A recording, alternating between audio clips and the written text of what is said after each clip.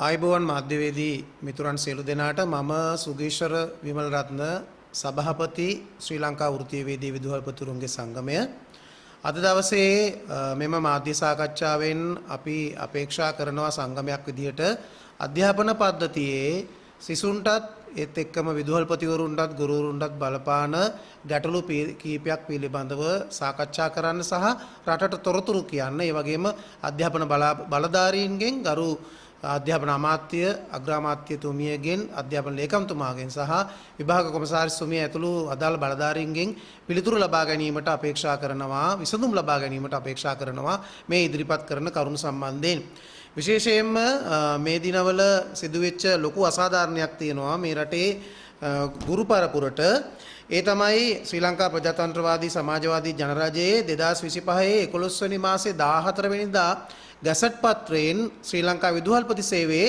3 වෙනි පන්තියට නිලධාරීන් බඳවා ගැනීම සඳහා එහෙම නැත්නම් ගුරු බෞතුන් බඳවා ගැනීම සඳහා ඉල්ලුම් පත්‍ර කැඳවීම සිදු කරා.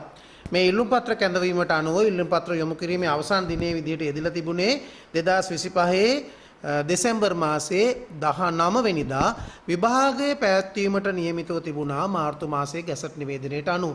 අධ්‍යාපන ලේකම්වරයාට සේවා ව්‍යවස්ථාවෙන් පැවරිච්ච විදුහල්පති සේවයේ සේවා ව්‍යවස්ථාවෙන් පැවරුණු බලතල අනුව තමයි විදුහල්පති සේවයට බඳවා ගැනීම සඳහා මේ කටයුත්ත සිදු කරන්න මේ ඉල්ලුම් පත්‍ර කැඳවීම සිදු කරන්නේ. අවසාන වාරට විභාගයක් තියලා විදුහල්පතිවරුන් බඳවා ගත්තේ 2019 ඔක්තෝබර් මාසයේ.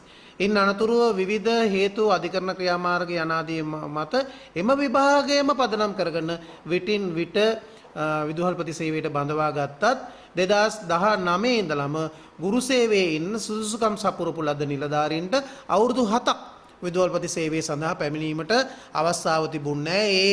ඒ ගැටලුව මත ගුරු සේවයේම අය විදුහල්පති සේනිධාරීන් නොවි විදුහල්පති රාජකාරී ආවරණය කිරීම එහෙම නැත්නම් වැඩ බලන විදුහල්පතිවරුන් විදියට කටයුතු කිරීම ආදී දේ මගින් පාසල්වල සිසුන්ට සහ අධ්‍යාපන පරිපාලනයට පාසල්වල කළමනාකරණයට විශාල අසාධාරණයක් වෙලා තිබුණේ. අවුරුදු 7කට පස්සේ ඉල්ලුම් පත්‍ර කැඳවලා විභාගයේ පවත්වනකොට අපි විශ්වාස කරා විදුහල්පති සේවයේ තියෙන පුරප්පාඩු ඇත්ත වශයෙන්ම කියනවා නම් අපේ අවබෝධය හැටියට 5000කට වැඩි පුරප්පාඩු සංඛ්‍යාවක් විදුහල්පති සේවයේ තියෙනවා. 16512ක් නිලධාරීන් ඉන්න ඕනේ විදුහල්පති සේවයේ. හැබැයි මේ රටේ පාසල් 10100ක් විතර පාලනය කිරීම සඳහා දැන් 5000ක් විතර අඩුවෙන් තමයි ඉන්නේ කියන්නේ 12000කටත් අඩු සංඛ්‍යාවක් විදුහල්පති සේවයේ ඉන්නේ. එතකොට අපි බලාගෙන ඉන්නවා ඉක්මනින් විදුහල්පති සේවයට මේ අය බඳවා ගයි කියලා. නමුත් බරපතල අසාධාරණයක් වුණා අද දවසේ අප්‍රේල් මාසයේ 26 වෙනි ඉරිදා තමයි විභාගෙ තියන්න නියමිතව තිබුණේ. මේ විභාගය විභාග කොමසාරිස් විසින් වහාම කරුණු නොදක්වා හදිසි කාරණයක් විදිහට සලකලා නොලැක්විය හැකි හේතුවක් විදිහට සලකලා කල් දැම්මා. කවද්ද කල් දැම්මේ? සිකුරාදා. ඒ කියන්නේ 24 වෙනිදා රාත්‍රී 9ට විතර තමයි ජනමාධ්‍ය ඔස්සේ බ්‍රේකින් නිවුස් එකක් විදිහට අපේක්ෂකයෝ දැනගන්නවා විභාගයේ කල් දැම්ම කියලා. එතකොට මොකද්ද මේ කල් දැමීමට හේතුව කියලා අපි එතුමියගේ විමසනවා. සාධාරණ හේතුවක් තිබුණාද කියලා. අපිට දැනගන්නට ලැබිලා තියෙනවා නිල වශයෙන් නොවේ නිල නොවන වශයෙන් කිසියම් විදියකට අසම්පූර්ණ අයදුම් පත්‍ර යොමු කරපු. එහෙම නැත්නම් මේ ගැසට් නිවේදනයේ ප්‍රකාරව අයදුම් පත්‍ර යොමු නොකරපු 1000ක් විතර ගුරුවරුන්ගේ ඉල්ලීමක් මත විභාග දෙපාර්තමේන්තුව මේක කල් දැම්ම කියලා. අපි එතෙන්දි කියනවා ආණ්ඩුවටත් අගමැතිතුමියටත් අධ්‍යාපන ලේකම්තුමාටත් විභාග කොමසාරිස්තුමාටත් අඩුපාඩු සහිතව අයදුම් පත්‍ර යොමු කරපු කාට විභාග ලියන්න දුන්නත් අපේ කිසිම විරෝධයක් නැහැ, ගැටලුවක් නැහැ. ඒක ඔබේ තීන්දුව. ඒ තීන්දුව ගැනීම ඔබේ අයිතිය තියෙන. හැබැයි ගැටලුව ඒක නෙවෙයි. ඒ අඩුපාඩුකම් සහිතව විභාගයේ අයදුම් කරපු රාජ්‍ය සේවකයෙක් විදියට සීමිත විභාගයක් අයදුම් කරන්න තේරෙන්නේ නැති පිරිසක් වෙනුවෙන් විභාගයේ සඳහා මනා සූදානමකින් හිටපු 10-15000ක පිරිසට සිදු කරපු අසාධාරණේ වහාම නිවැරදි කරන්නට ඕනි.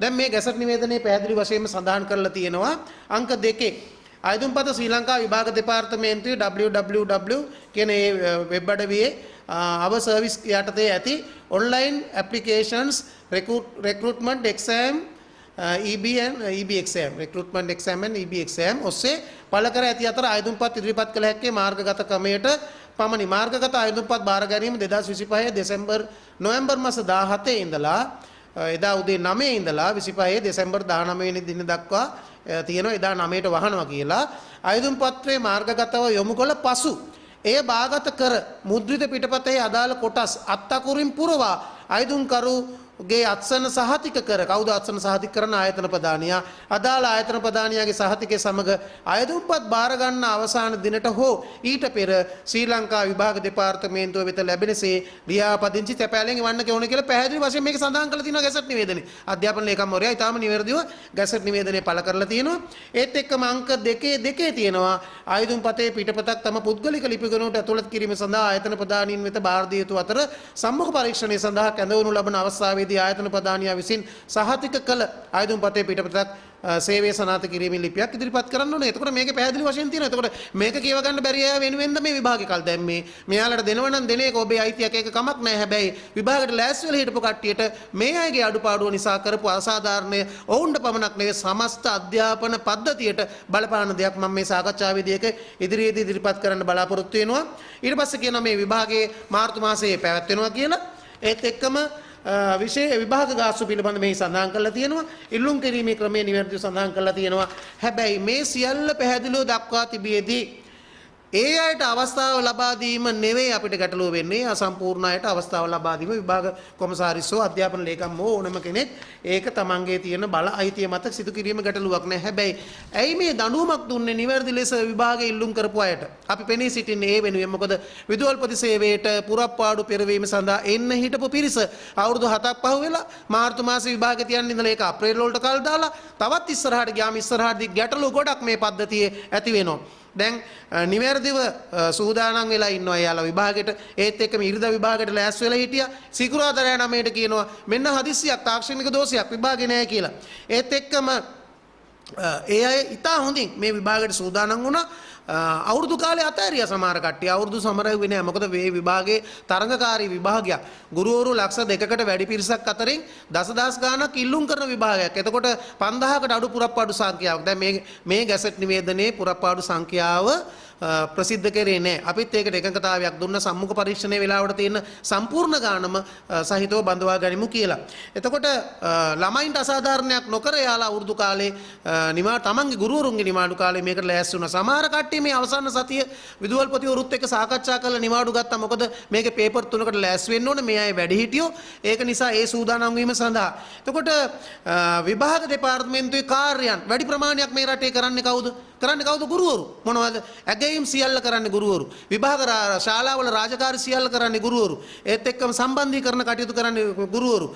ප්‍රායෝගික පරීක්ෂණ මේ දවස්වල යනවා ඒව කරන්නේ ගුරුවරු. ආයතනික විභාග කරන්නේ ගුරුවරු. ගුරුවරු කියලා මම අර්ථ ගැන්නුවේ ගුරුවරු සහ විදුහල්පතිවරු කියන කොටස් දෙක තමයි මේව කරන්නේ. එතකොට විභාග දෙපාර්තමේන්තුව කාටද මේ බරපතල අසාධාරණය කරේ? තමන්ගේ දෙපාර්තමේන්තුවේ කාර්යයන් රට තුල පවත්වාගෙන යාම සඳහා උපරිම සහයෝගයක් දෙන දෙපාර්තමේන්තුවේ සේවකයන්ගෙන් පිට ඊළඟ කණ්ඩායම කවුද? ගුරුවරු සහ විදුහල්පතිවරු. ඒ අයට තමයි මේ අසාධාරණය විභාග දෙපාර්තමේන්තුව සිදු කළේ. ඒක නිසා මෙහෙම හදවතක් නැතිව වැඩ කිරීම, වගකීමකින් තොරව වැඩ කිරීම. අපි දන්නවා මේකට විභාග දෙපාර්තමේන්තුවේ බහුතරයක් නිලධාරීන් විරුද්ධයි කියලා තමයි අපි හිතන්නේ. මොකටද?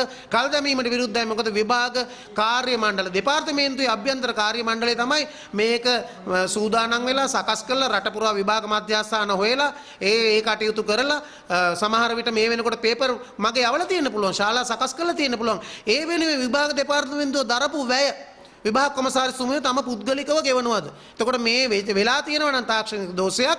ඒ දෝෂේ වගකීම එතුමිය පුද්ගලිකව ගන්නවද ආයතන ප්‍රධානියා විදියට? එහෙම නැත්නම් කවුද ගන්නෙ? අග්‍රාමාත්‍යතුමිය මේක ගන්නවද? අධ්‍යාපන ලේකම්තුමා ගන්නවද?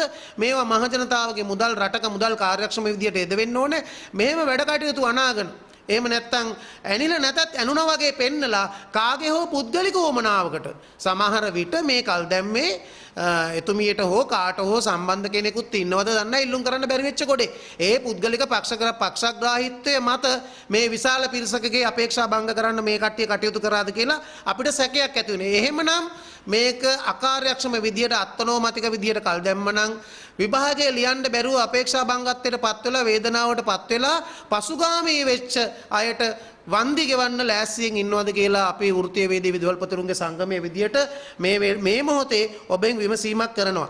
මේ සම්බන්ධයෙන් හරි ක්‍රියාමාර්ගයක් ගත්තේ නැත්නම් අපි සංගමයක් විදියට අනිවාර්යයෙන්ම නීති මාර්ගයට යනවා, අධිකරණ ක්‍රියාමාර්ග ගන්නවා. දැන් කරන්න දෙයක් නැහැ. අද තමයි කරන්න තිබ්බේ විභාගයේ කල් දාලා තියෙන්නේ. සමහර අය සමහර ගුරු තමන්ගේ පවුලේ වැදගත් අවස්ථා දරුවන්ගේ විවාහ මංගල උත්සව පවා අප්‍රේල් මාසෙන් එහාට දාලා දින වෙනස් කරගත්තා. සමහර අයට කරන්න තිබ්බ පොඩි සල්ල කර්ම අපි දන්නවා ඒවත් එහාට දාගත්තා. විභාගේ හොඳින් ලියලා මේ රටට ගුරුවරයෙකුට වඩා සේවයක් විදුහල්පති සේවයට ඇවිල්ලා කරන්න ඕන නිසා ඒ අය ඒ කටයුත්ත කරා. එහෙම කැපකිරීමක් කරා. එතකොට පාසල් වල විදුහල්පතිවරු සමහර ගුරුවරුන්ට සහනයක් දුන්න අවුරුද්දෙන් පස්සේ ඔයා හොඳට පාස් වෙ විභාගයට පාඩම් කරලා පාස් වෙන්න. මොකද මේක තරඟකාරී විභාගයක්. මේකට 40ක් ගන්න එක ගුරුවරුන්ට ලොකු ප්‍රශ්නයක් නෙවෙයි. හැබැයි 40 ගත්තට පාස් වෙන්නේ නැහැ. මේකේ වැඩිම ලකුණු ගත්ත පිරිස වගේ දෙගුණයක් සම්මුඛ පරීක්ෂණයට කැඳවලා එතනිනුත් වැඩිම ලකුණු ගන්න කට්ටිය තමයි බඳවා ගන්න. ඒක නිසා මේකේ තරඟකාරීත්වයක් තියෙනවා. ඉතින් එහෙම සහන දුන්නා. එතකොට ආය නැවත විදුහල්පතිවරුන්ට පුළුවන් මේ ගුරුවරුන්ට සහනයක් දෙන්න. ඔයා නිවාඩුවක් කරන් පාඩම් කරන්න කියන්න. එහෙම සහනයක් දෙන්න විදිහක් නැහැ. ගුරුවරුන්ට පුළුවන් කියලා විදුහල්පතිවරුන්ගෙන් අනේ මැඩම් අනේ සර් මට නිවාඩුවක් දෙන්න විභාගෙට පොඩ්ඩක් සූදානම් වෙන්න ඕනේ. පන්තියේ දරුවොත් එක්ක වැඩ කරලා හැන්දෑවේ 3-4 පාට මේ සමහර ගුරුවරු ට්‍රැවල් කරනවා.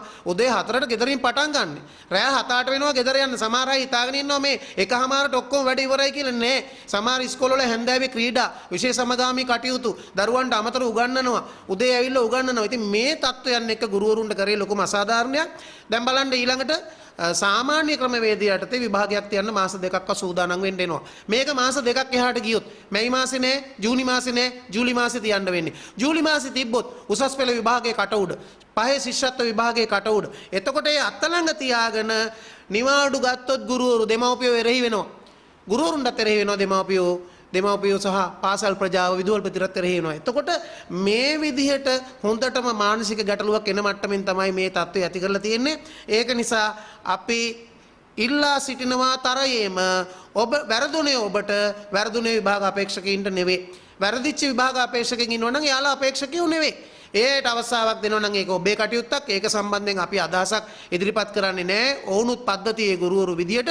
හැබැයි කවුද මේ විරෝධය ඉදිරිපත් කළේ? කවුද මෙහෙම තර්ජනය කරේ? පැහැදිලි වශයෙන් මේ ගැසට් නිවේදනයේ ඉල්ලුම් පත්‍රය යවන්න ඕනේ කියලා තියෙද්දි අඩුපාඩු සහිතව යවපු අයට කවුද මේ තර්ජනය කළේ? ඒක රටට කියන්න ඕනේ. ආණ්ඩුව කියන්න ඕනේ. විභාග කොමසාරිස් කියන්න ඕනේ. අධ්‍යාපන ලේකම් කියන්න ඕනේ. මාස 4ක් ඔබ හිටියද මේක දකින්න? මාස 4ක් මේ තාක්ෂණික දෝෂයේ දකින්න හිටියද? අනිද්දා විභාගය කියලා සූදානම් වෙච්ච ගුරුවරු අපේක්ෂාවන් කඩා වැටෙන විදිහට ඉච්ඡා භංගත්වයට පත් වෙනකන් ඔබ මාස 4ක් හිටියද මේක තාක්ෂණික දෝෂය හොයාගන්න. එහෙනම් ඒ වරද කාගේද කියලා හොයලා එයාලට දඬුවම් කරන්න ඕනේ කියලා අපි ඉල්ලීමක් කරනවා.